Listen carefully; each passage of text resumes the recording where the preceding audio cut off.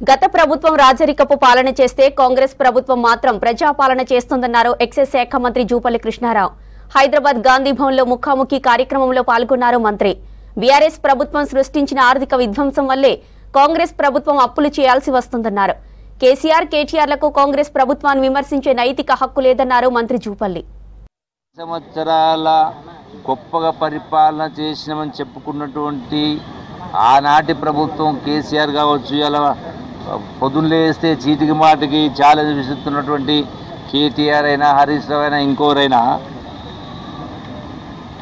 ఇలా 10 సంవత్సరాల కాలం ఏ సమస్య కూడా పరిష్కారం కాలేదు. ప్రజాస్వామ్యాన్ని పాతరేసింది. ఎవరో ఎందుకు మంత్రులుగా మాకే నియోజకవర్గమైన శాఖకు సంబంధించిన సమస్యలైనా ఇంకొకటైనా ముఖ్యమంత్రి దృష్టి తీసుకురావాలంటే ప్రగతి భవన్లు గేటు తెరుచుకోకపోతుండే. ఏ రోజున కూడా సెక్రటరియట్ కానీ రాకపోతూ ఉండే. ఇలా ప్రజలు విజ్ఞాపన పత్రాలు ఇచ్చే పరిస్థితి లేకుండే.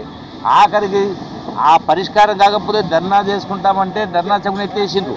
కానీ ఈ రోజున కాంగ్రెస్ ప్రభుత్వ హయాంలో ఇందిరమ్మ పాలనలో ప్రగతి భవన్ గేట్లు బార్లా తెరుచుకుని ఎవరైనా ఎప్పుడైనా విజ్ఞాపన పత్రాలు ఇవ్వచ్చు, దరఖాస్తులు ఇవ్వచ్చు, సమస్యల పరిష్కారం పట్ల దరఖాస్తు స్వీకరిస్తూ ఉన్నారు.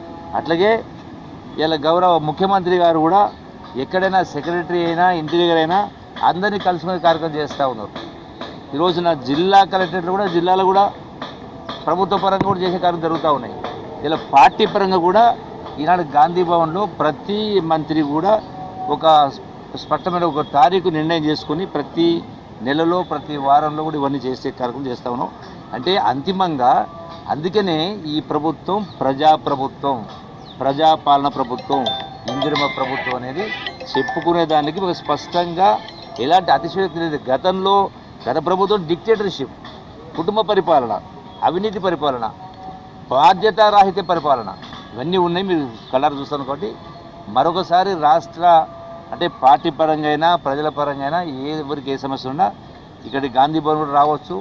మీ యొక్క విజ్ఞాపన పత్రాలు కావచ్చు, మీ యొక్క సమస్య పరిష్కారం కోసం దీన్ని వినియోగించుకోవాలని చెప్పని